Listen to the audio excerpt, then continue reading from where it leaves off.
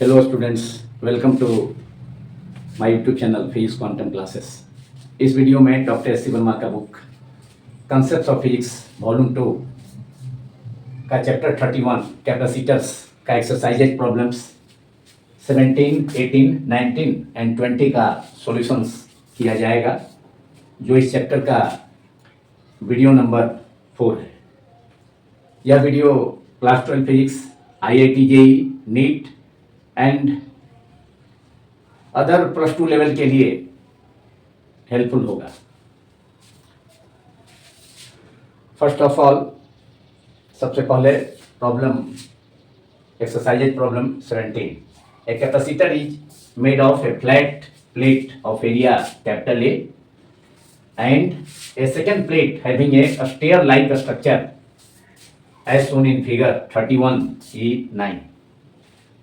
The width of each stair is a small a and the height is a small b. Find the capacitance of the assembly.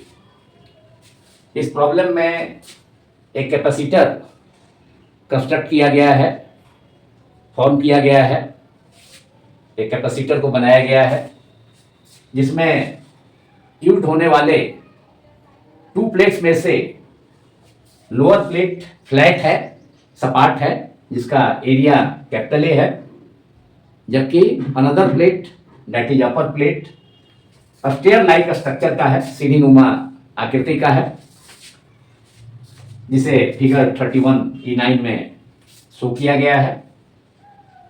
Each stair का मतलब जो stair like structure है plate का, second plate का, तो उसके each stair का width small A है।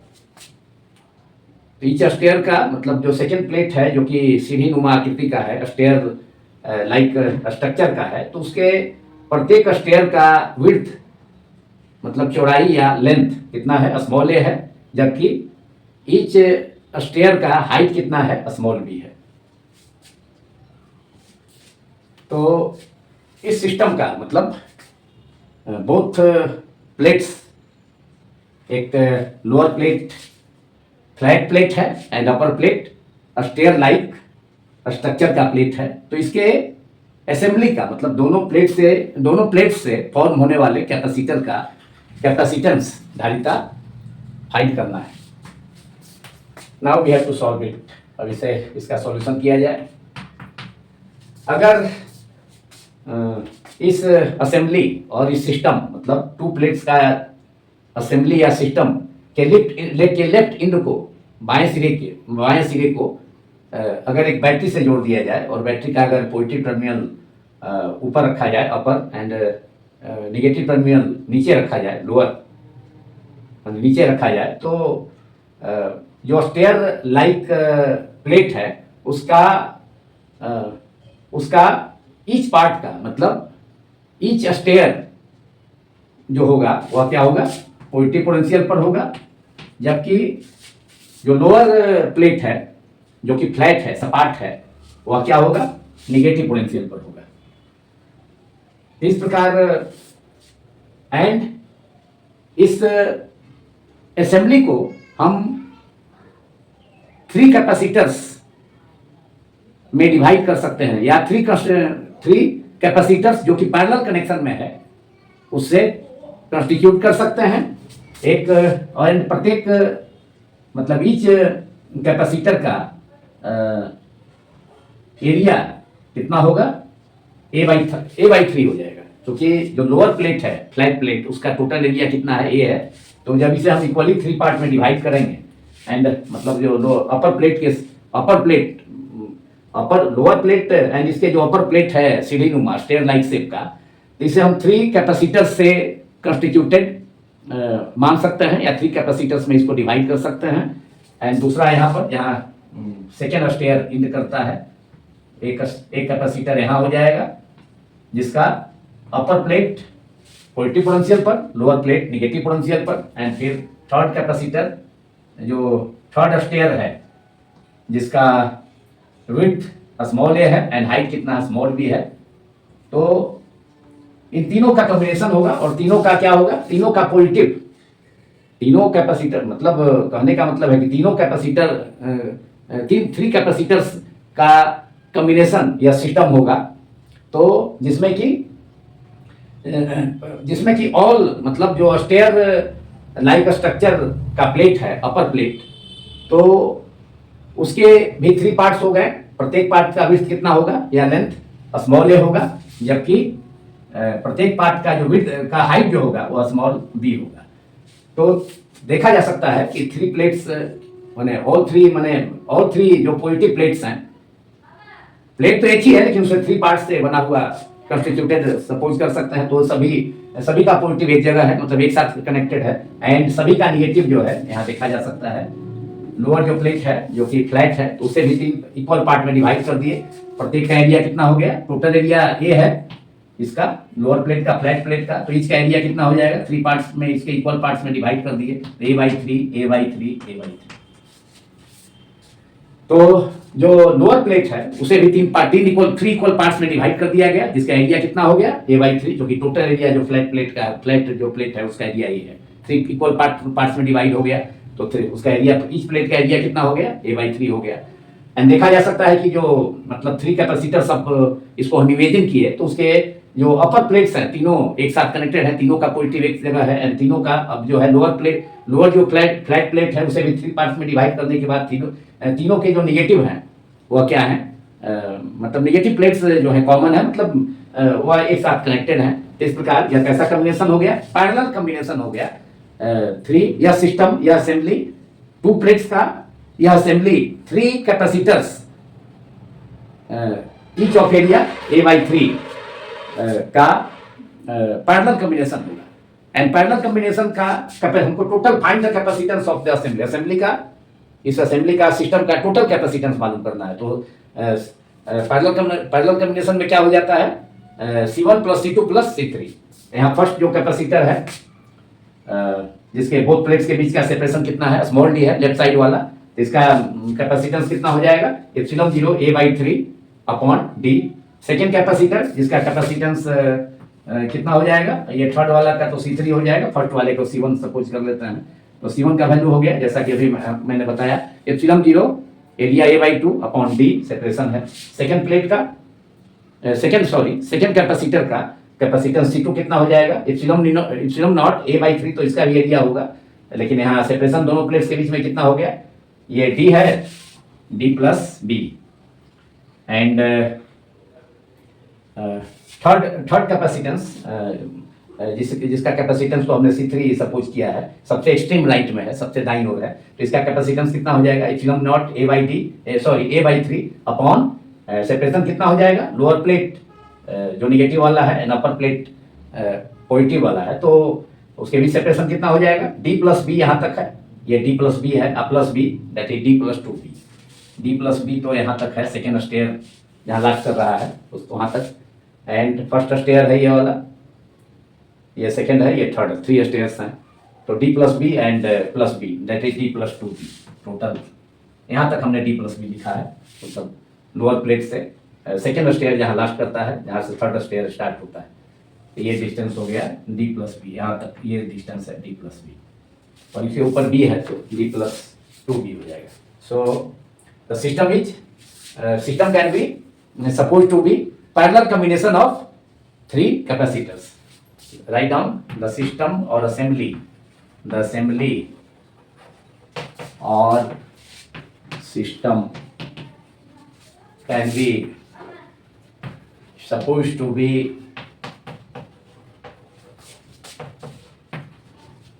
parallel combination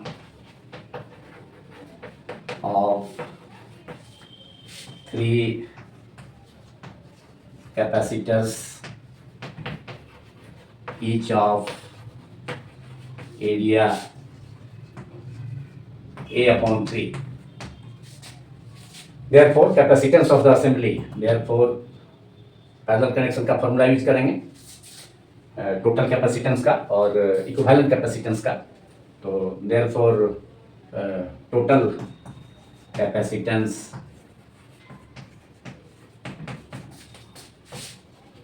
of the assembly or system is C। Parallel connection में है तो CP सफिक्स में P लिख सकते हैं, और parallel connection C the total capacitance P for parallel connection of three capacitors of capacitances C1 C2 and C3। तो CP equal to parallel connection में क्या होता है, टोटल कैपेसिटेंस जो होगा इंडिविजुअल कैपेसिटेंस के इंडिविजुअल कैपेसिटर्स के कैपेसिटेंसेस के सम के बराबर हो जाता है। तो parallel connection combination of three capacitors में टोटल सिस्टम का और असेंबली का टोटल कैपेसिटेंस क्या होगा, जो इंडिविजुअल कैपेसिटर है उसके कैपेसिटेंसेस के सम के बराबर हो जाएगा। तो CP equal to C1 plus C2 plus C3। C1 का वैल्यू जैसा कि अभी मैंने थोड़ी देर पहले बताया, C1 का value epsilon naught A/3 divided by D, क्योंकि फर्स्ट कैपेसिटर जिसका कैपेसिटेंस को हमने C1 से पूछ किया है एक्सट्रीम लेफ्ट में है, सबसे बाईं ओर है, तो उसके बोथ प्लेट्स के बीच सेपरेशन कितना है, स्मॉल d है, और इस प्लेट का तो एरिया कितना है, मतलब इस कैपेसिटर के प्लेट का एरिया तो A/3 होगा, क्योंकि टोटल एरिया जो है फ्लैट प्लेट का जो लोअर प्लेट है उसका कितना है, कैपिटल A है। तो उसे 3 इक्वल पार्ट्स में डिवाइड करके 3 कैपेसिटर्स को इमेजिन किया, सपोज किया गया, तो इसलिए ईच कैपेसिटर का जो एरिया होगा वह कितना हो गया, A/3। तो C1 का वैल्यू तो मालूम हो गया कितना, epsilon naught A/3 upon separation कितना है, सबसे लेफ्ट साइड में जो कैपेसिटर है जिसका कैपेसिटेंस हमने C1 माना है, तो एरिया A/3 हो गया और अपॉन D है। तो therefore CP equal to C1 कितना हो गया, इप्सिलॉन नॉट A/3, तो इसका एरिया है A/3 रखना ही होगा, एंड सेपरेशन कितना है फर्स्ट कैपेसिटर के बोथ प्लेट्स के बीच में, स्मॉल d गिवन है, प्रॉब्लम में दिया है। तो इप्सिलॉन नॉट A/3D C1 की जगह हमने लिखा प्लस C2। अब इसके बगल वाला जो सेकंड कैपेसिटर इमेजिन किया गया है उसका कैपेसिटेंस कितना होगा, इप्सिलॉन नॉट एरिया तो उतना ही रहा A/3 ईच का, लेकिन अब सेपरेशन जो हो गया वह कितना हो गया, जो लोअर प्लेट है, मतलब लोअर प्लेट का जो पार्ट है एंड जो स्टेयर लाइक स्ट्रक्चर है अपर प्लेट का, तो उसका जो सेकेंड पार्ट है तो उसके बीच का डिस्टेंस कितना हो गया, D plus B, small d plus B. तो 3 ब्रैकेट में small d plus B plus, अब थर्ड कैपेसिटर जो एक्सट्रीम राइट में है, सबसे दाईं ओर है इस असेंबली का, तो इस सिस्टम का, इसका कैपेसिटेंस कितना होगा, इप्सिलॉन नॉट एरिया तो उसका भी A/3 है, and plus separation between lower and upper plates that is negative and positive plates कितना हो गया सेपरेशन, D प्लस बी यहाँ तक है, जहाँ सेकेंड स्टेयर लास्ट करता है, एंड थर्ड स्टेयर जहाँ से स्टार्ट होता है, तो थर्ड स्टेयर का भी हाइट कितना है, B है, तो D plus B that is D plus 2B। तो थर्ड कैपेसिटर का कैपेसिटेंस C3 कितना हो गया, epsilon naught A/3 under bracket multiplied by under bracket D plus 2B।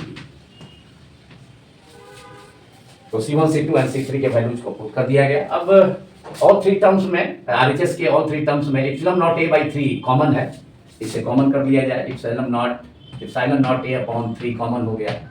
First bracket के अंदर फर्स्ट टर्म में 1/d, सेकेंड में 1/3, 3 तो बाहर हमने कर दिया है, तो 1/d plus B, small d plus b under bracket रख दिया, प्लस थर्ड टर्म में इप्सिलॉन नॉट A/3 कॉमन हो गया है ब्रैकेट के बाहर, तो डिनोमिनेटर में क्या बचेगा, डिनोमिनेटर में तो 1, 3 भी बाहर ही है, तो 1/d plus 2b, 1/d plus 2b।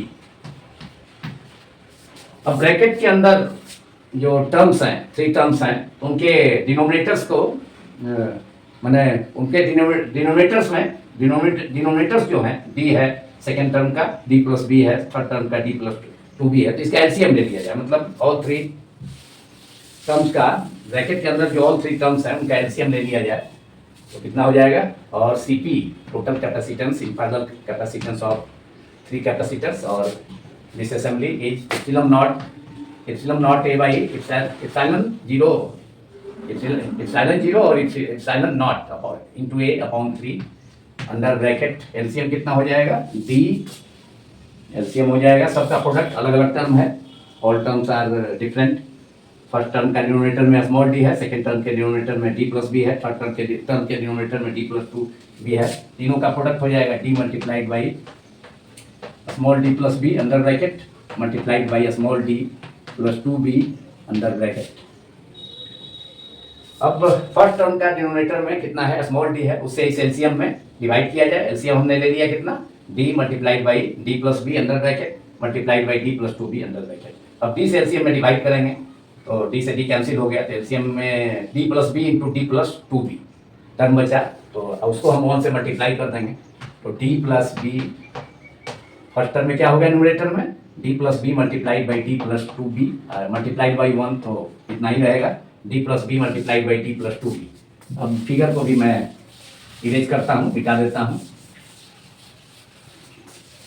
तो अब सेकेंड टर्म में प्लस, अब सेकेंड टर्म के डिनोमिनेटर में डी प्लस बी है, एलसीएम में D multiplied by D plus B into D plus two B, तो डी प्लस बी से एलसीएम में डिवाइड करने पर डी प्लस बी कैंसिल हो जाएगा, क्या बचेगा D into D plus two B into D plus two B बचेगा डिनोमिनेटर का, प्लस 1 में मल्टीप्लाई कर देंगे तो उसमें इंटू 1 से, मैंने कहने का मतलब है कि डी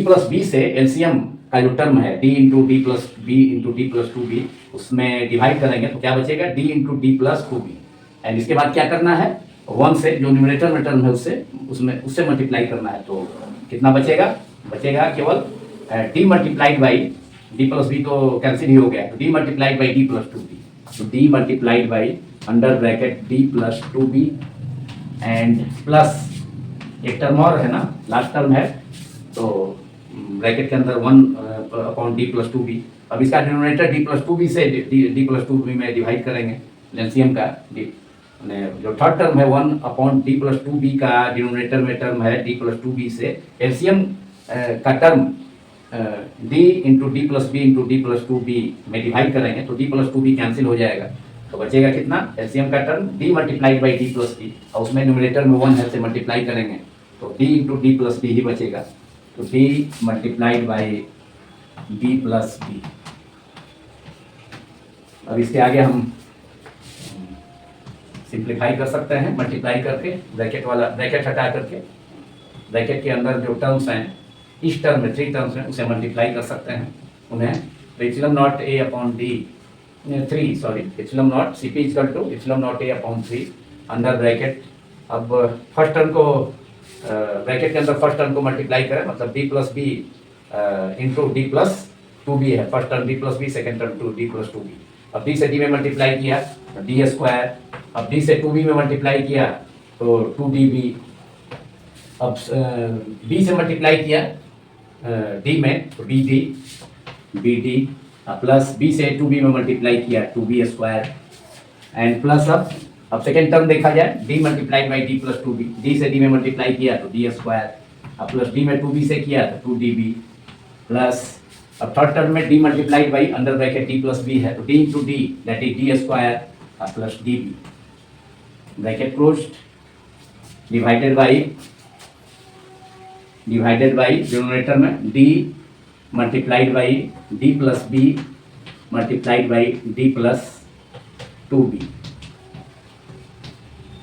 अब न्यूमरेटर ब्रैकेट के अंदर जो न्यूमरेटर में टर्म्स हैं उन्हें ऐड किया जाए, D square plus D square two D square plus D square that is 3d square, उसके बाद 2db plus db that is 3db and plus 2db 3 प्लस 2 5 प्लस db 6db या 6bd हो जाएगा, प्लस कितना है 2b square plus 2b square भी term है तो प्लस 2b स्क्वायर एक ही टर्म, तो फाइनल आंसर हो जाएगा is therefore total capacitance of the assembly और system is epsilon naught A divided by 3d multiplied by d plus B multiplied by d plus 2b, यह denominator में हो गया टर्म, एंड न्यूमरेटर में under bracket हमने अभी add किया था d square plus D square plus D square that is 3d square and db का टर्म था 2db plus bd that is 3 हो गया, plus 2 dB that is 5 dB plus dB that is 6 dB. तो 6 dB हो गया या 6 BD लिख सकते हैं. तो सेकंड टर्म 6 dB हो गया न्यूमरेटर में ब्रैकेट के अंदर, एंड थर्ड टर्म एक ही टर्म है 2b square that is 2 small b square. And this is answer of this problem, that is total capacitance of this assembly, that is parallel combination of three capacitors is Cp equal to epsilon naught A under bracket 3d square plus 6bd plus 2b square upon 3d multiplied by under bracket d plus b multiplied by d plus 2b.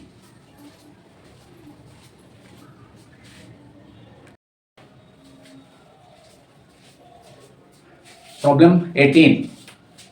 A cylindrical capacitor is constructed using two coaxial cylinders of same length 10 cm and of radii 2 mm and 4 mm, that is inner and outer radii of the cylindrical capacitor.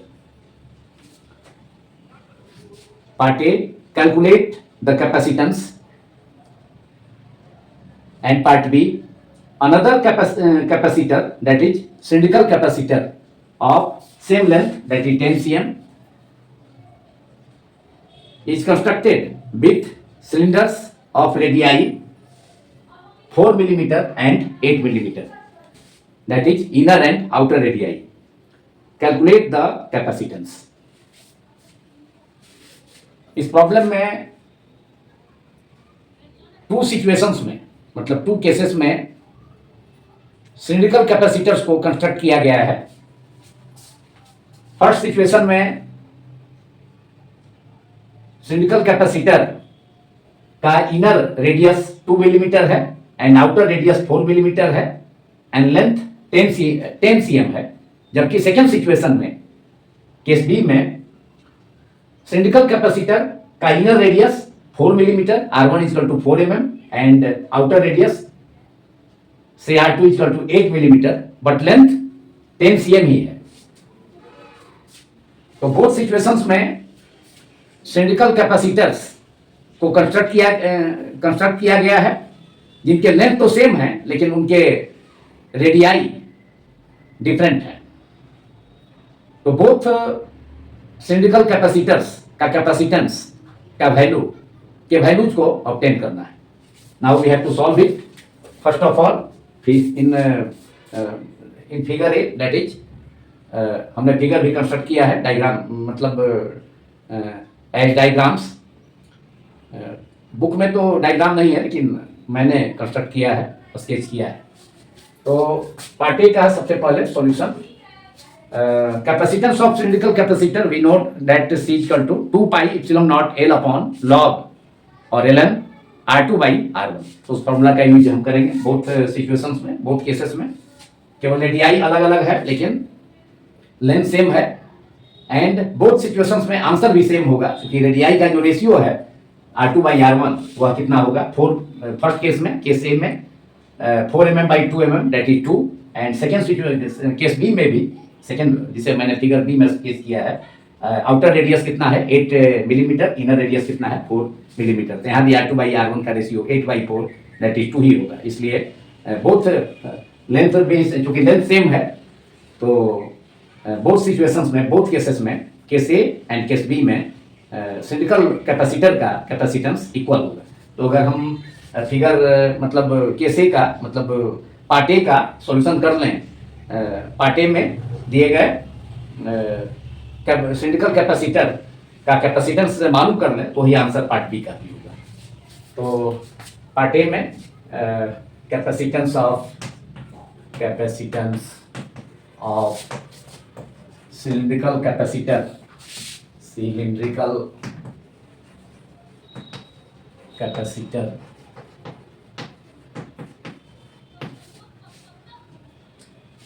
is C equals to, say it is C1. Second situation figure मतलब part B वाले को हम C2 suppose कर लेते हैं, हालांकि दोनों बराबर ही आएगा. या C1 equals to 2 pi epsilon naught L upon log, जिसे एल एन भी लिखा जाता है, लॉग को L N R2 by R1। 2 pi epsilon naught है, एल 10 cm है, लेंथ जो है 10 cm है बोथ केसेस में, part A and part B में। बोथ सिलिंड्रिकल कैपेसिटर्स का लेंथ इक्वल है, 10 cm ही है, केवल रेडियाई अलग अलग है उनके। तो यहाँ पर 2 पाई, यहाँ पर हम वैल्यू एल का तो 10 cm that is 10 × 10⁻² metre that is 0.1 metre. Epsilon naught का वैल्यू 8.85 × 10⁻12 यूज कर सकते हैं, coulomb square upon newton metre square. Pi का वैल्यू 22/7 और 3.14। तो ऐसा करने से कैलकुलेशन थोड़ा सा लेंदी होगा।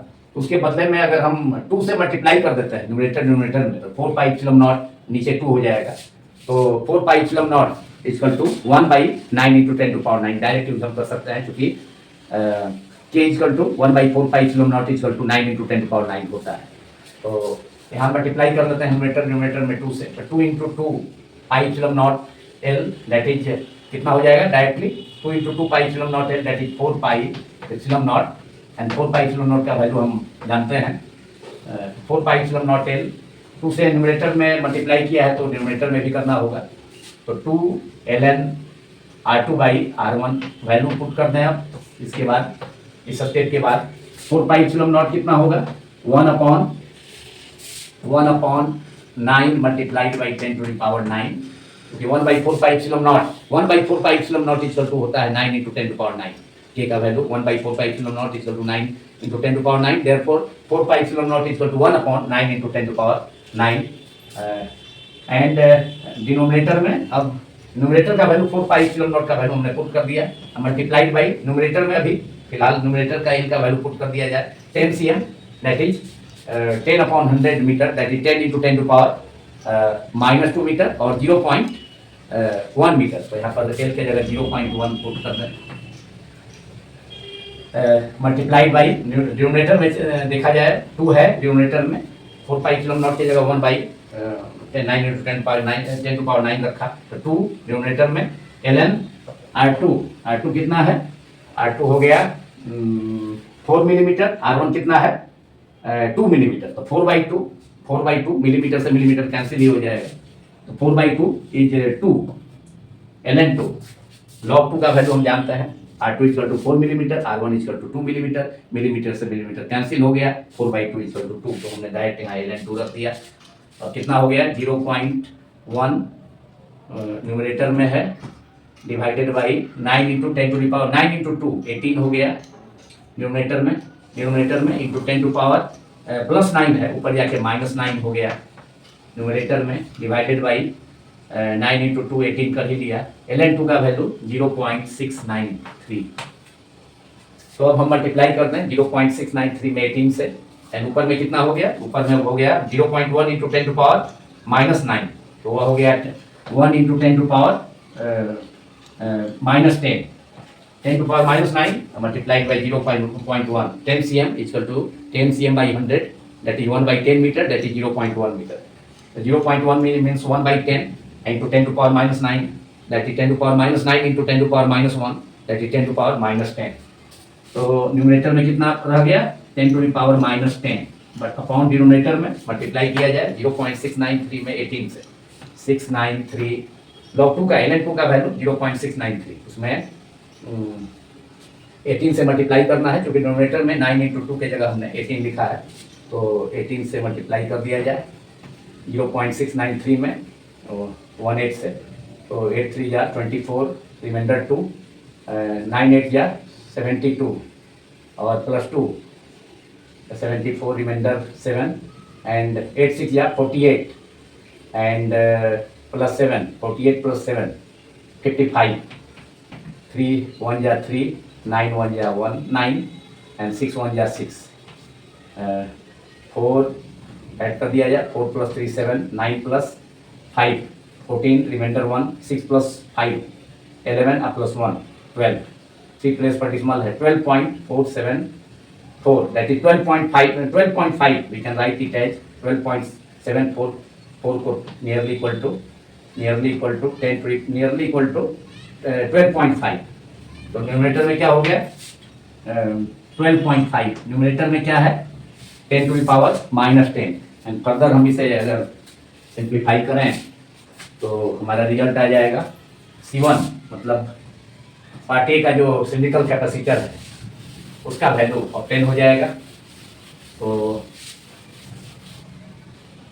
अब C1 equal to therefore C1 equal to 1/12.5 into 10 to power -10 है, तो 1/12.5 multiplied by 10 to the power -10 that is 10/10 से मल्टीप्लाई हो जाएगा। अगर डिनोमिनेटर में डिसिमल हटाते हैं 1 प्लेस पर डिसिमल है तो 10/125 डिवाइडेड मल्टीप्लाइड बाई न्यूमरेटर में 10 टू द पावर -10। 5 से कैंसिल हो गया, 5 2 जा 10 एंड 5 25 जा 125, तो 2/25 multiplied by 10 to the power -10 क्या होगा, फैराड होगा। तो 2/25 multiplied by 10 to the power -10। अगर यहाँ पर न्यूमरेटर में 100 से मल्टीप्लाई कर दिया जाए तो हमें आसानी होगी आंसर इसका लाने में। तो 100 से मल्टीप्लाई किया जाए तो 2 × 100 200 divided by 25 multiplied by 10 to power -10 है। 10 से अब 100 से नीचे भी डिवाइड करना होगा, मतलब नीचे भी मल्टीप्लाई करना होगा। तो 100 नीचे भी आएगा, नीचे मतलब 2 × 100 200 हो गया न्यूमरेटर में, इंटू मल्टीप्लाई डिनोमिनेटर में भी करना होगा। तो 25 इंटू 100 दैट इज 25 तो है ही, 100 को 10 स्क्वायर एंड 10 स्क्वायर को न्यूमरेटर में ले जाए तो 10 टू पावर -10 अब 10 टू पावर -2 ऐड हो जाएगा, 10 टू पावर -12 पिको फैराड के रूप में आंसर आ जाएगा। इतना फैराड है। एंड अब आसानी से 200/25 8 टाइम्स कैंसिल हो गया, 8 multiplied by 10 to the power -2 farad that is C1 that is capacitance of the cylindrical capacitor in part A which inner radius is 2 millimeter, R1 is equal to 2 millimeter, outer radius is 4 millimeter. Answer is C1 is equal to 8 multiplied by 10 to the power -12 farad that is 8 picofarad. Answer तो part A का answer हो गया। अब part B में जैसा कि मैंने बताया कि पार्ट बी में भी जो सिलिकल कैपेसिटर है उसका लेंथ उतना ही है, कितना है 10 cm है, लेकिन रेडियाई अलग अलग है दोनों का। Inner radius R1 equal to 4 millimetre है, आउटर रेडियस कितना है, आउटर रेडियस है 8 मिलीमीटर। तो उसका भी आंसर वही आएगा, क्योंकि R2/R1 का आंसर भी इतना ही आएगा जितना, दैट इज R2/R1 का आंसर कितना होगा 8 millimetre by 4 millimetre that is 2। ln2 वहां भी आएगा तो उसका भी आंसर सेम होगा, केवल मैं फार्मूला में सेट कर देता हूं, बाकी रिजल्ट तो सेम ही है। अभी हमने जो ऑब्टेन किया 8 × 10 to power -12 farad that is 8 picofarad. तो पार्ट बी में भी capacitance of cylindrical plate capacitor C2 is 2 pi epsilon naught multiplied by L/ln that is log के लिए ln लिखा जाता है, ln R2/R1। अब 2 पाई एप्सिलॉन नॉट को हम लिख सकते हैं 4 पाई एप्सिलॉन नॉट अपॉन 2 से 4 कैंसिल होकर के 2 पाई एप्सिलॉन नॉट फिर आ जाएगा मल्टीप्लाइड बाई L/ln R2/R1। अब इसमें वैल्यूज को पुट करने के बाद सेम रिजल्ट आएगा पार्ट ए जैसा ही, 4 pi epsilon naught 1/9 into 10 to power 9 multiplied by L, length is 10 cm। Second figure B में मैंने सेकेंड पार्ट बी के सिलिकल कैपेसिटर को स्केच किया है, तो उसका लेंथ कितना है 10 cm ही है, केवल इनर रेडियस 4 मिलीमीटर है, आउटर रेडियस कितना है R2 8 मिलीमीटर है। R2 इक्वल टू 8, ये लेंथ का वैल्यू 10 cm है, तो that is 10 cm/100 10 cm/100 10 cm means 10/100 metre that is 1/10 metre that is 0.1 metre. तो 0.1 मीटर लिख दिया है अपॉन ln R2 कितना हो गया 8 मिलीमीटर, R1 कितना हो गया 4 मिलीमीटर, मिलीमीटर से मिलीमीटर कैंसिल हो गया तो that is 8/4 8 millimetre by 4 millimetre that is 2 millimetre, millimetre cancel हो गया तो ln2 हो गया। ln2 फिर उतना ही वैल्यू आएगा equal to 1/9 into 10 to the power 9 multiplied by 0.1 and ln2 का वैल्यू 0.693। यहाँ पावर 10 टू पावर ये प्लस 9 है, 10 टू पावर 9 है, उसे ऊपर कर लेंगे। एंड यहाँ पर 2 टर्म भी है, यहाँ पर 1/2 पहले मल्टीप्लाई कर दें, 9 इंटू 10 के का वैल्यू 4/0 का वैल्यू 1/10 9 इंटू 10 टू पावर 9, उसके पहले 2 छुट रहा है टर्म, तो 1/2 से मल्टीप्लाई, नीचे डिनोमिनेटर में छुट रहा है तो 1/2 से मल्टीप्लाई कर दिया। अब 9 इंटू 2 18 हो गया, इंटू 6.693, अभी हमने मल्टीप्लाई भी किया था उस केस में। अब इसके बाद मैं डायरेक्ट इसका आंसर लिख देता हूँ, C2 is two 10 to power plus 9 है, ऊपर जाके -9 हो जाएगा, तो 1/18 multiplied by 0.693 multiplied by numerator में 10 to power 10 to power plus 9 है, -9 है, 0.1 है, तो 10 टू पावर -10। तो अभी हमने इसका आंसर प्राप्त किया, कितना होगा 8 into 10 to power -12 farad equal to 8 pico farad answer. Answer same आया, तो पार्ट बी का आंसर हम क्या लिख सकते हैं, same as in case A, same as in case A, answer हो गया बी का। इसका भी सेम आंसर आया, मैंने पार्ट बी में जो सिलिकॉन कैपेसिटर है उसका सेम आंसर आया, कितना आ गया 8 पिको फैराड। तो इसे इस आंसर को लिख सकते हैं same as in part B.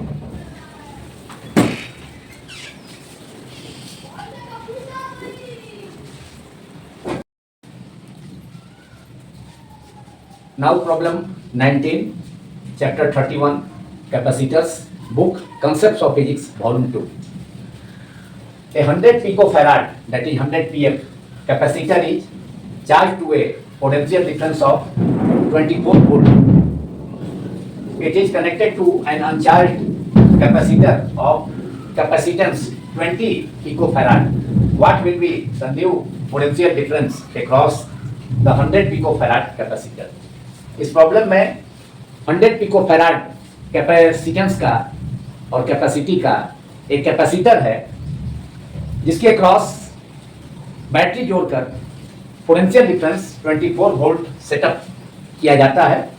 That is उस कैपेसिटर को, दैट इज 100 पिकोफैराड के कैपेसिटर को चार्ज किया जाता है। उसके बाद 100 पिकोफैराड कैपेसिटेंस के कैपेसिटर को बैटरी से डिस्कनेक्ट कर उसे एक अनदर कैपेसिटर से कनेक्ट किया जाता है, जिसका capacitance that is second capacitor का कैपेसिटेंस 20 पिकोफैराड है। तो अब 100 पिकोफैराड कैपेसिटेंस के कैपेसिटर के क्रॉस न्यू पोटेंशियल डिफरेंस क्या होगा, जो कि पहले 24 वोल्ट था, उसे फाइंड करना है, मालूम करना है। Now we have to solve it, और इसका सॉल्यूशन किया जाए इस प्रॉब्लम का। तो यहाँ गिवन क्या है, फर्स्ट कैपेसिटर का कैपेसिटेंस C1 से C1 equal to 100 pf and potential difference across this capacitor is 24 volt, 24 भी V1 है, C1 100 पिकोफैराड V1 जो इनिशियल पोटेंशियल डिफरेंस है 100 पिकोफैराड कैपेसिटर के अक्रॉस वह 24 वोल्ट है। इसे कनेक्ट किया जाता है दूसरे कैपेसिटर से, जिसका कैपेसिटेंस 20 पिकोफैराड है। तो से इट इज मतलब capacitance of second capacitor is 20 picofarad, that is 20 pf। Symbol इसका सेकंड कैपेसिटर के कैपेसिटेंस का C2 से C2 equal to 20 picofarad, it is given second capacitor का कैपेसिटेंस। लेकिन अनचार्ज है तो इनिशियल पोटेंशियल डिफरेंस कितना होगा, उस कैपेसिटर का 0 होगा। जब कैपेसिटर अनचार्ज है सेकंड कैपेसिटर, तो चार्ज ही नहीं है, तो पोटेंशियल डिफरेंस कितना होगा, 0 होगा, पोटेंशियल भी 0 होगा, तो V2 इक्वल टू 0।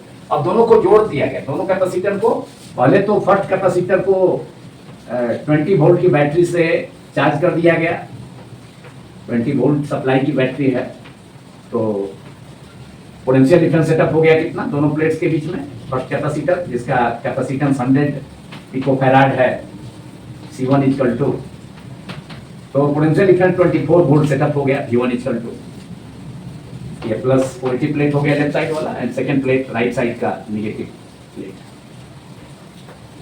तो ये सिचुएशन 1 हो गया, माने जब कैपेसिटर को, फर्स्ट कैपेसिटर जिसका capacitance C1 equal to 100 picofarad है, उसको चार्ज किया गया, पोटेंशियल डिफरेंस बोथ प्लेट्स के बीच में 24 वोल्ट सेटअप हो गया, जिसे यहाँ पर इस डायग्राम में हमने दिखाया है। अब क्या करेंगे, इस सप्लाई को हटा दिया गया, बैटरी हटा करके अब इस कैपेसिटेंस को, जिसका कैपेसिटेंस C1 इक्वल टू हमने सिंबल, कैपेसिटेंस का वैल्यू है 100 पिको फैराड, लेकिन उसका सिंबल हमने C1 यूज किया है, तो 100 पिको फैराड का कैपेसिटेंस है, उसे कनेक्ट कर दिया गया। किससे कनेक्ट किया गया, एक अनदर कैपेसिटर से जो अनचार्ज है, मतलब शुरू में उस पर कोई चार्ज नहीं है, तो उसका पोटेंशियल डिफरेंस 0 होगा।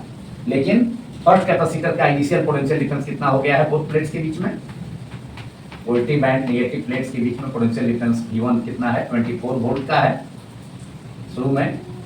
लेकिन जब सेकेंड कैपेसिटर, जिसका कैपेसिटेंस 20 पिको फैराड है, उसे कनेक्ट कर दिया गया, 24 वोल्ट पोटेंशियल डिफरेंस सेटअप होने के बाद 100 पिको फैराड के का कैपेसिटर के बोथ प्लेट्स के बीच में जब बैटरी से जोड़ा गया, तो 24 वोल्ट की सप्लाई बैटरी है, तो 24 वोल्ट का पोटेंशियल डिफरेंस सेटअप हो गया। अब बैटरी को हटा करके क्या किया गया, एक अनदर अनचार्ज कैपेसिटर, जिसका कैपेसिटेंस कितना है 20 पिको फैराड है, उससे कनेक्ट कर दिया गया।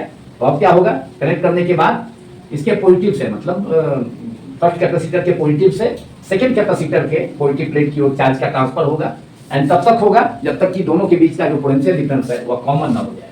तो शुरू में तो पोटेंशियल डिफरेंस 24 वोल्ट का है, लेकिन जब सप्लाई होने लगेगा चार्ज का, किससे, फर्स्ट कैपेसिटर के पॉजिटिव प्लेट से सेकंड कैपेसिटर के फर्स्ट प्लेट माने पॉजिटिव प्लेट की ओर, तो तब तक होगा जब तक कि पोटेंशियल डिफरेंस सेटअप ना हो जाए, चार्ज सेम ना हो जाए, एंड पोटेंशियल डिफरेंस भी उस सिचुएशन में यहाँ पर बोथ कैपेसिटर्स का क्या होगा, पैरेलल कनेक्शन होगा, पैरेलल कॉम्बिनेशन होगा।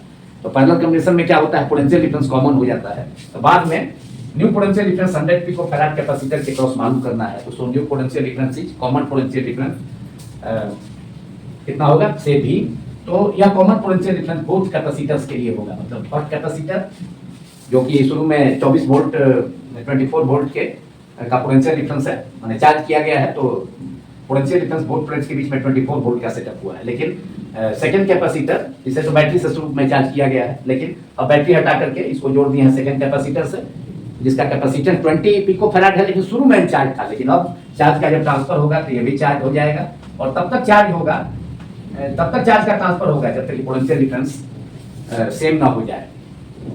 तो 100 पिको फैराड का भी final potential difference both plates के बीच में भी हो जाएगा, एंड सेकंड कैपेसिटर भी पैरेलल कनेक्शन में हो गया, तो उस सिचुएशन में पोटेंशियल डिफरेंस इसके क्रॉस भी होगा। तो अब चार्ज जो होगा, शुरू में जितना चार्ज था, मतलब सेकंड कैपेसिटर को जोड़ने के पहले उतना ही चार्ज क्या होगा, बाद में भी होगा। तो हमको जो है मालूम करना है new potential difference across 100 pico farad capacitor, या कहें कि common potential difference both capacitors के लिए। जो फर्स्ट पिको फैराड के cross potential difference, new potential difference होगा, वही सेकंड कैपेसिटर जिसे कनेक्ट किया गया है पैरेलल कॉम्बिनेशन में first capacitor 100 pico farad capacitor से, तो 100 पिको फैराड के कैपेसिटर से अनचार्ज कैपेसिटर, मतलब 20 पिको फैराड के कैपेसिटर की ओर चार्ज का फ्लो होगा। कब तक, सेम लेवल तक, जब तक कि सेम माने कॉमन पोटेंशियल डिफरेंस दोनों के बीच, दोनों कैपेसिटर का पोटेंशियल डिफरेंस सेम ना हो जाए। तो इसलिए new potential difference 100 pico farad capacitor का भी होगा, एंड पैरेलल कनेक्शन में और कॉम्बिनेशन में पोटेंशियल डिफरेंस सेम होता है, मतलब बोथ माने कैपेसिटर के बोथ प्लेट्स के बीच में। तो यहाँ पर भी सेकंड कैपेसिटर 20 पिको फैराड के प्लेट्स के बीच में भी पोटेंशियल डिफरेंस, प्लेट्स के कैपेसिटर के बीच में पोटेंशियल डिफरेंस भी, तो भी मालूम करना है। तो चार्ज कंजर्वेशन यहाँ हम अप्लाई करना है। यूजिंग चार्ज कंजर्वेशन मतलब कनेक्शन के, मतलब सेकंड कैपेसिटर को फर्स्ट कैपेसिटर के जोड़ने के पहले जितना चार्ज, टोटल चार्ज जितना फर्स्ट कैपेसिटर पर होगा, उतना ही जोड़ने के बाद भी दोनों कैपेसिटर पर चार्ज होगा। या आप कहें कि कनेक्शन के पहले अलग अलग दोनों कैपेसिटर पर जो टोटल चार्ज होगा, सिस्टम का टोटल चार्ज होगा, उतना बाद में भी होगा। Using charge conservation, we have using charge conservation, we have total charge before connection, total charge on माने charge on first capacitor before connection is equal to total charge after connection, that is Q is equal to Q dash. Q is the charge on first capacitor before connection, before connecting it to the second capacitor, तो charge Q है। And बाद में 20 pico farad के capacitor को भी 100 pico farad जो first capacitor उसके parallel में कनेक्ट कर दिया गया, तो टोटल चार्ज सिस्टम का कितना हो जाएगा, Q डैश हो गया। एंड पहले कितना है before connection it is Q। तो फर्स्ट कैपेसिटर का चार्ज कितना होगा before connection C1 into Q equal to CV formula C1 V1 बराबर आफ्टर कनेक्शन कितना हो जाएगा फर्स्ट 100 पिको फैराड कैपेसिटर का पर कितना चार्ज हो जाएगा चार्ज Q इजल टू कितना होता है C इंटू V। तो कैपेसिटेंस कितना है 100 है, पोटेंशियल डिफरेंस कितना है V है, तो उसे हम लिख सकते हैं C1 into V first capacitor पर चार्ज हो गया जब इसे 20 पिको फैराड के अनदर कैपेसिटर से कनेक्ट कर दिया गया। तो C1 भी फर्स्ट कैपेसिटर पर चार्ज हो गया माने 100 पिको फैराड कैपेसिटर पर प्लस C2 इंटू V यह चार्ज हो गया सेकेंड कैपेसिटर पर। तो टोटल चार्ज कितना हो गया आफ्टर कनेक्शन C1 भी प्लस C2 भी। अब C1 का वैल्यू है 100 पिको फैराड, V तो कॉमन हो गया, पोटेंशियल डिफरेंस आफ्टर कनेक्शन क्या हो गया कॉमन हो गया, फाइनल कॉम्बिनेशन है। तो इसलिए और we can write C1 V1 बाद में हम वैल्यू पुट कर देते हैं C1 V1 C1 C2 का। तो लेफ्ट हैंड साइड में C1 V1 RHS में क्या हो जाएगा C1 प्लस C2 भी कॉमन हो जाएगा जिसे मालूम करना है कॉमन पोटेंशियल डिफरेंस जो कि या कहें new potential difference across 100 pico farad capacitor और potential difference across 20 pico farad capacitor after connection. पहले तो अनचार्ज था, पहले तो V2 इक्वल टू क्या था initial potential difference second capacitor का कितना था 0 था, हमने लिखा भी है, लेकिन जोड़ने 100 पिको फैराड कैपेसिटर से कनेक्ट कर दिया गया तब चार्ज का फ्लो होगा 100 पिको फैराड के पॉजिटिव प्लेट से 20 पिको फैराड के फर्स्ट प्लेट की ओर दैट इज पॉजिटिव प्लेट की ओर चार्ज का ट्रांसफर होगा। तब तक होगा जब तक कि सेम लेवल मतलब पोटेंशियल डिफरेंस कॉमन ना हो जाए। तो नाउ फर्दर सिंप्लीफाई कर दिया जाए, इसे डाटा को मैं इरेज कर रहा हूँ, मिटा रहा हूँ V का वैल्यू प्राप्त करने के लिए कॉमन पोटेंशियल डिफरेंस और new potential difference across 20 pico farad capacitor. Therefore V के लिए एक्सप्रेशन ही हो गया हमारा। इस एक्सप्रेशन का हम डायरेक्ट यूज भी कर सकते हैं इस ढंग के प्रॉब्लम के लिए, मतलब इस ढंग का जो प्रॉब्लम होगा तो उसके लिए हम इसे ट्रिक फार्मूला के रूप में यूज कर सकते हैं। Common potential difference V equal to क्या हो गया C1 V1 सेकेंड कैपेसिटर पर तो चार्ज ही नहीं है तो फर्स्ट कैपेसिटर का ही चार्ज है before connection C1 V1 upon C1 plus C2 equals to V common potential difference हो गया और new potential difference across 100 pico farad capacitor. So C1 is कितना है C1 is 100 pico farad first capacitor का capacitance है और initial potential difference भी है, उसे यहाँ डायग्राम में भी हमने दिखाया है, बैटरी से जोड़ा है 124 वोल्ट की सप्लाई से। तो पोटेंशियल डिफरेंस 24 वोल्ट सेटअप हो गया फोर प्लेट्स के बीच में। तो C1 V1 हो गया 24 divided by C1 100 plus C2 is capacitance of second capacitor जिसे बाद में 100 पिको फैराड कैपेसिटर के पैरेलल में कनेक्ट किया गया है। तो प्लस 20 C2 की जगह 20, तो डिनोमिनेटर में 100 प्लस 20, डिनोमिनेटर में कितना हो गया 100 into 24 that is 2400 divided by 100 plus 20 that is 120। 0 से 0 कैंसिल हो गया न्यूमरेटर में एंड 12 से 240 कैंसिल हो गया 20 times that is 20 volt. Answer V equal to that is common potential difference और new PD across 100 pico farad capacitor, new PD across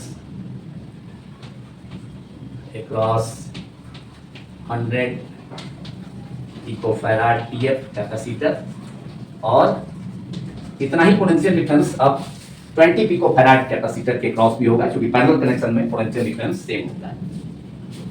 तो new potential difference across 100 pico farad capacitor V equal to 20 volt. Answer it is also the common potential difference in parallel combination of two capacitors.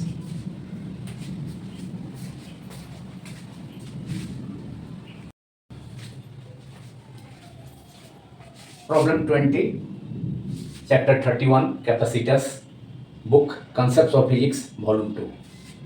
Each capacitor shown in figure 31 E10 has a capacitance of 5.0 microfarad each. The EMF of the battery is 50 volt. How much charge will flow through AB if the switch S is closed? इस problem में जिसके लिए figure 31 capital E10 book में show किया गया है, indicate किया गया है। तो इसमें ईच कैपेसिटर का कैपेसिटेंस 5 माइक्रोफैराड है, जो इस गिवन सर्किट में कनेक्ट किए गए हैं, as shown in figure 31 E10। And इस सर्किट में 50 वोल्ट की बैटरी भी कनेक्टेड है, जिसके द्वारा चार्ज सप्लाई होगा। एंड थर्ड माइक्रोफैराड कैपेसिटर, मतलब जो थर्ड कैपेसिटर है जिसका कैपेसिटेंस 5 माइक्रोफैराड है, चूंकि ईच कैपेसिटर का कैपेसिटेंस 5 माइक्रोफैराड गिवन है, तो थर्ड कैपेसिटर के पैरेलल में एक स्विच कनेक्टेड है। तो इस प्रॉब्लम में यह पूछा गया है कि जब स्विच एस को क्लोज किया जाता है तो AB पार्ट से होकर, AB से होकर कितना AB यहाँ है बैटरी के पास, के पॉजिटिव टर्मिनल के पास A है, कैपिटल A है, एंड जो लेफ्ट इंड है, मतलब इस सर्किट के बॉटम का, वहाँ कौन सा है, पॉइंट B है। तो इस AB में कितना, how much charge will flow through AB if the switch S is close. तो जब इस स्विच एस को क्लोज किया जाता है, बंद किया जाता है, जो थर्ड 5 माइक्रोफैराड का जो थर्ड कैपेसिटर जिसका कैपेसिटेंस 5 माइक्रोफैराड है, उसके पैरेलल में कनेक्टेड है, तो स्विच एस को क्लोज करने के बाद AB पार्ट से होकर कितना चार्ज फ्लो करेगा, यह मालूम करना है। तो इस प्रॉब्लम को हम आसानी से सॉल्व कर सकते हैं, लेकिन इसके लिए थोड़ा कॉन्सेप्ट भी यूज करना होगा कि इस प्रॉब्लम में यह पूछा गया है कि जब स्विचेस को क्लोज किया जाता है तो AB पार्ट में कितना चार्ज फ्लो करेगा। तो स्विच को एस को क्लोज करने के पहले स्विच ओपन भी रहा होगा, और जब स्विच एस ओपन रहा होगा उस सिचुएशन में स्विचेस के पैरेलल में जो 5 माइक्रोफैराड का कैपेसिटर है उससे चार्ज फ्लो किया होगा, क्योंकि जब स्विच एस ओपन में है तो स्विच से होकर, मतलब स्विच का वायर से होकर कोई चार्ज का फ्लो नहीं होगा। तो चार्ज जो है, जो चार्ज माने बैटरी, जो सप्लाई बैटरी है 50 वोल्ट का, वह जो चार्ज सप्लाई करेगा तो वह चार्ज यहाँ पर माने 5 माइक्रोफैराड एंड 5 माइक्रोफैराड का 2 आइडेंटिकल कैपेसिटर्स पैरेलल कनेक्शन में है, तो यहाँ पर चार्ज का डिस्ट्रीब्यूशन, यह चार्ज 2 पार्ट्स में डिवाइड हो गया। या क्यू चार्ज, मान लिया कि बैटरी क्यू चार्ज दिया, तो इसमें Q1 और Q2, चूंकि कैपेसिटेंस के बोथ कैपेसिटर्स आइडेंटिकल है, पैरेलल कनेक्शन में है, तो इच कैपेसिटर से होकर चार्ज भी सेम फ्लो करेगा, तो चार्ज Q जो होगा इक्वली डिवाइड हो जाएगा, Q जो है इक्वली डिवाइड हो जाएगा Q/2 Q/2, एंड वह चार्ज फिर 5 माइक्रोफैराड की बैटरी से पास करेगा। इसलिए जो स्विच जब ओपन है तो स्विच का कोई रोल नहीं रह जाता है, स्विचेस इनइफेक्टिव है। तो उस सिचुएशन में थर्ड कैपेसिटर से यह चार्ज जो होगा Q से charge Q from battery divide हो गया 5 माइक्रोफैराड एंड 5 माइक्रोफैराड के पैरेलल कॉम्बिनेशन में इक्वली डिवाइड हो गया Q/2 एंड फिर दोनों का जब अदर साइड में यहाँ जंक्शन है वहाँ Q/2 और Q/2 5 माइक्रोफैराड इच मतलब कैपेसिटेंस के इच कैपेसिटर पर चार्ज, टोटल चार्ज जो बैटरी से प्रोड्यूस हुआ वह इस जंक्शन पर डिवाइड हुआ है बोथ पार्ट्स में इक्वली, 2 पार्ट्स में। तो वह यहाँ पर अदर साइड में फिर कंबाइन होकर Q होगा चार्ज, एंड यह चार्ज जब Q स्विच चूंकि ओपन है तो स्विच के वायर से तो फ्लो नहीं करेगा, तो सीधे 5 माइक्रोफैराड का थर्ड कैपेसिटर से यह चार्ज फ्लो कर जाएगा इस सर्किट में। तो इस प्रकार जब स्विच जब ओपन रहा होगा या ओपन था तो उस समय थर्ड कैपेसिटर से भी चार्ज फ्लो किया था, तो जिसके कारण वह चार्ज अगर मतलब थर्ड कैपेसिटर से चार्ज फ्लो किया तो मतलब वह कैपेसिटर एनर्जी स्टोर करेगा, तो या चार्ज जो पास किया तो उसको, उस चार्ज को तो स्टोर किए हुए है वह। तो जब स्विच को हम क्लोज कर देंगे तब इस कैपेसिटर से कोई चार्ज फ्लो नहीं करेगा, तब यह कैपेसिटर 5 माइक्रोफैराड का थर्ड कैपेसिटर शॉर्ट सर्किट जैसा बिहेव करेगा, एंड जो चार्ज होगा वह स्विच चूंकि क्लोज हो गया तो स्विच के वायर से होकर के चार्ज पास कर जाएगा, और 5 माइक्रोफैराड का थर्ड कैपेसिटर से कोई चार्ज का फ्लो नहीं होगा, क्योंकि इसके दोनों एंड्स लेफ्ट हैंड, मतलब इस वायर के मतलब कैपेसिटर के क्रॉस जो स्विच है, स्विच का वायर है, तो वायर के बोथ एंड्स सेम पोटेंशियल पर होंगे, तो पोटेंशियल डिफरेंस 0 हो जाएगा, और चार्ज जो है वह स्विच के वायर से होकर के फ्लो कर जाएगा अदर साइड में। तो इस प्रकार जो थर्ड कैपेसिटर है, जब स्विच एस क्लोज हो जाएगा तो वह शॉर्ट सर्किट की तरह बिहेव करेगा, मतलब 5 माइक्रोफैराड कैपेसिटर तब सर्किट में यूज नहीं होगा। लेकिन उसने तो जब स्विच ओपन था तो चार्ज को स्टोर किया है, तो वह चार्ज तो प्रेजेंट है, इनिशियल जो चार्ज है वह प्रेजेंट है। तो जब स्विच क्लोज करेंगे तो हमको इस पार्ट ए बी, जो ए बी पार्ट है उसमें चार्ज मालूम करना है। तो स्विच क्लोज करने के बाद भी हमको चार्ज मालूम करना पड़ेगा, और स्विच ओपन करने के पहले भी जो चार्ज था उसको उसमें माइनस करना पड़ेगा, तब स्विच को क्लोज करने के बाद ए बी पार्ट में चार्ज मालूम होगा। तो इसमें यह कॉन्सेप्ट यूज करना है। Now we have to solve it. तो इनिशियल चार्ज मालूम करना, जब switch initial charge in the circuit when switch S is open. तो when switch S was open, तो initial charge of the system, जो charge supply battery से मिलेगा 50 volt का जो नीचे कनेक्टेड है, तो initial charge that is initial charge of the circuit, initial charge of the circuit when switches was open, initial charge of the circuit when switches was open। तो कितना होगा initial charge, Q I for initial, Q charge का symbol है। क्या हो जाएगा, charge होगा total capacitance of the circuit multiplied by potential difference that is 50 volt. जो बैटरी का ईएमएफ है वह पोटेंशियल डिफरेंस के इक्वल होगा। तो टोटल इसमें कितना हो जाएगा, टोटल कैपेसिटेंस इस सर्किट का व्हेन स्विचेस इज ओपन और व्हेन स्विचेस वाज ओपन।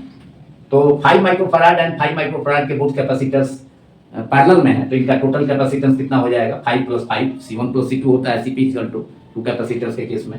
और आइडेंटिकल कैपेसिटर्स के लिए MC होता है, 10 number of identical capacitors connected in parallel. तो कितना है ना, टोटल नंबर ऑफ कैपेसिटर कितने हैं, 2 हैं, और इस कैपेसिटर का कैपेसिटेंस कितना है, 5 है। तो 5 × 2 हो जाएगा, या तो 5 माइक्रोफैराड + 5 माइक्रोफैराड पैरेलल कॉम्बिनेशन में टोटल कैपेसिटेंस बोथ कैपेसिटर्स का। तो 5 + 5 10 हो गया, यानी तो 2 × 5 that is 10 microfarad. And 5 microfarad का थर्ड कैपेसिटर इन दोनों के कॉम्बिनेशन के क्या है, सीरीज में है। स्विच जब ओपन है तो चार्ज इस कैपेसिटर से पास करेगा। स्विच का जो वायर है, स्विच इनएक्टिव है तो स्विच के वायर से कोई चार्ज फ्लो, स्विच का जो वायर है जिसमें स्विच लगा है उस वायर से कोई चार्ज फ्लो नहीं करेगा। तो थर्ड कैपेसिटर पैरेलल में हो जाएगा। तो टोटल कैपेसिटेंस कितना हो जाएगा, 5 + 5 10 एंड 5 माइक्रोफैराड सीरीज में है। तो टू कैपेसिटर्स का सीरीज का कॉम्बिनेशन में टोटल कैपेसिटेंस का हम फार्मूला जानते हैं, 1/CS = 1/C1 + 1/C2 और CS = C1C2 / C1 + C2। तो यहाँ कितना हो जाएगा, total capacitance Q = formula use करते हैं C × V। तो C का मतलब total capacitance of the circuit. तो कितना हो गया, 5 + 5 इन दोनों का 10 हो गया पैरेलल कॉम्बिनेशन का, और 5 माइक्रोफैराड सीरीज में है। तो C1 × C2 that is 10 × 5 / 10 + C1 + C2 नीचे होगा न्यूमरेटर में C1 × C2। तो 10 × 5 / 10 + 5 मल्टीप्लाइड बाई पोटेंशियल डिफरेंस कितना है, जो बैटरी का ईएमएफ है उसे ही कनेक्ट किया गया है इस सर्किट के क्रॉस। सर्किट में जो कैपेसिटर्स हैं, 3 कैपेसिटर्स का कॉम्बिनेशन उसके क्रॉस, तो पोटेंशियल डिफरेंस इनके क्रॉस कितना हो जाएगा, डेवलप हो जाएगा 50 वोल्ट का मल्टीप्लाइड बाई 50। तो 10 × 5 that is 50 / 10 + 5 that is 15 multiplied by 50। अब 5 से कैंसिलेशन हो सकता है, 5 × 3 = 15 एंड 5 × 10 = 50। तो 10 × 50 न्यूमरेटर में 10 × 50 दैट इज 500 / 3 एंड 503। एंड क्या होगा, चार्ज का यूनिट कूलम होता है, लेकिन यहाँ माइक्रोफैराड था कैपेसिटेंस का यूनिट, तो micro coulomb μc and 1 micro = 10⁻⁻⁶। तो यह इनिशियल चार्ज सर्किट का हो गया, initial charge of the circuit when switch S was open. तो Qi = 500/3 माइक्रो कूलम। से इट इज इक्वेशन नंबर 1। तो जब स्विच ओपन भी रहेगा तो सर्किट का जो चार्ज है 500/3 माइक्रो कूलम, तो वह थर्ड कैपेसिटर उस चार्ज को क्या करेगा, स्टोर कर लेगा। तो जब स्विच को क्लोज भी कर देंगे, क्लोज करने के बाद तो 5 माइक्रोफैराड का जो कैपेसिटर थर्ड कैपेसिटर है वह तो आउट ऑफ द सर्किट होगा, शॉर्ट सर्किट हो जाएगा। तो चूंकि जो चार्ज है वह फ्लो कर जाएगा स्विच के वायर से होकर के। तो मैंने चार्ज बाईपास हो जाएगा। तो इसलिए दो ही कैपेसिटर्स यहाँ two capacitors 5 microfarad and 5 microfarad का पैरेलल कॉम्बिनेशन है। तो टोटल कैपेसिटेंस मतलब both identical capacitors each of capacitance 5 microfarad. तो टोटल कैपेसिटेंस कितना हो जाएगा, पैरेलल कॉम्बिनेशन है बोथ कैपेसिटर्स का, तो 5 + 5 दैट इज 10 माइक्रोफैराड, 10 माइक्रोफैराड हो जाएगा। और third capacitor out of the circuit, short circuit हो जाएगा स्विच जब क्लोज होगा तब। तो स्विच के क्लोज हो जाने के बाद अब जो फाइनल चार्ज है सर्किट का वो हम मालूम कर देंगे। एंड इस फाइनल चार्ज में से इनिशियल चार्ज को माइनस करना होगा, क्योंकि जब स्विच ओपन था तो ऊपर भी थर्ड कैपेसिटर चार्ज को स्टोर कर लिया है। तो वह चार्ज तो बाद में भी जब स्विच जब क्लोज हो गया तो वह चार्ज उसमें इंक्लूड होगा, माने फाइनल चार्ज में इंक्लूड होगा। इसलिए उस इनिशियल चार्ज को QI 500 - 3 माइक्रो कूलम चार्ज को फाइनल जो चार्ज सर्किट का होगा स्विचेस को क्लोज करने के बाद उसमें से मतलब इनिशियल चार्ज को माइनस करना होगा, माने QF - QI, तब जा करके AB पार्ट में जो चार्ज होगा Q वह मालूम हो जाएगा। से Q जो AB पार्ट में चार्ज है मतलब जो नेट चार्ज है वाह। तो now write down, now charge flows in the circuit, जो कि फाइनल चार्ज होगा in the circuit when switch S is closed। अब स्विच S को क्लोज कर दिया गया, when the switch S